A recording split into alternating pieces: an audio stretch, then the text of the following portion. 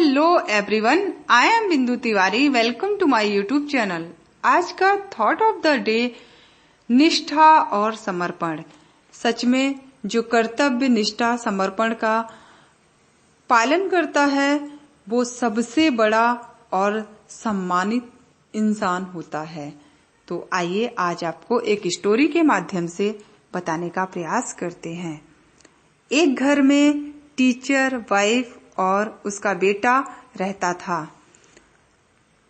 Actually बेटे ने माँ से पूछा कि मेरे पिताजी अभी तक घर नहीं ले पाए हैं, क्यों? क्योंकि मेरे दोस्त के भी तो पिताजी टीचर ही हैं, आज उनके पास बहुत बड़ा महल है। तो माँ ने कहा कि बेटा, आपके पिताजी के ऊपर बहुत सारी जिम्मेदारियां थी।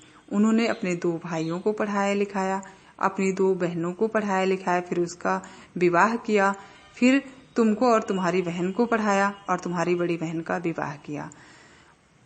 और वो ईमानदार, वो कभी किसी से कुछ लेते नहीं थे, देने के अलावा कभी कुछ नहीं लिया, और इसमें वो अपने आप को सम्मानित समझते थे और लोग उनका इसी वजह से सम्मान भी करते थे। तो बेटे ने बोला, ऐसा सम्मान किस काम का माँ, चिल्लाते हुए, कि जो कि हमें सुख सुविधाएं न दे सके और हम हमेशा परेशान होते हों। तभी बेल बजती है और राहुल को ऐसा लगा कि पिताजी हैं और पिताजी ने कहीं हमारी बातें तो नहीं सुन ली। इसलिए राहुल शांत होकर खड़ा हो गया और पिताजी चुपचाप अंदर चले जाते हैं। ये थी कहानी फर्स्ट डे की। सेकंड डे, राहुल ऑफिस जाता है और टिफिन भूल जाता है।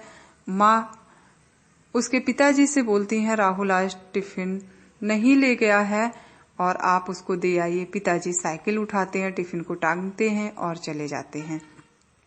जब ऑफिस पहुंचते हैं, सिक्योरिटी गार्ड बोलता है कि ये राहुल सर को टिफिन दे दीजिए। उसने बोला, आज बॉस आए हुए हैं, मीटिंग चल रही है, आप बॉस को दिखाई न दे, कहीं दूर खड़े हो जाइए। राहुल के पिताजी कहीं दूर जाकर खड़े हो गए और धूप काफी तेज थी, इससे वो थक गए। 1 घंटे के बाद मीटिंग समाप्त होती है और बॉस बाहर निकलकर आते हैं और उनकी निगाह पड़ गई राहुल के पिताजी पर। उन्होंने सिक्योरिटी गार्ड से पूछा, ये कौन खड़ा हुआ है? और राहुल भी अपने पिताजी को देख लेता है और उसके अंदर से पसीने छूटने लगते हैं, वो परेशान हो जाता है और सिक्योरिटी गार्ड को कहा कि इनको बुलाइए। जब वो आते हैं तो उन्होंने पूछा, आप मोहनलाल सर जी हैं क्या, जो प्राइमरी स्कूल में टीचर थे? उन्होंने कहा कि हाँ जी, मैं मोहनलाल जी ही हूं, लेकिन मैंने आपको नहीं पहचाना। उन्होंने कहा कि सर, मैं आपका स्टूडेंट हूं, विजय। तो उन्होंने कहा, भाई तुम तो बहुत बड़े हो गए हो, बहुत बड़े इंसान बन गए हो।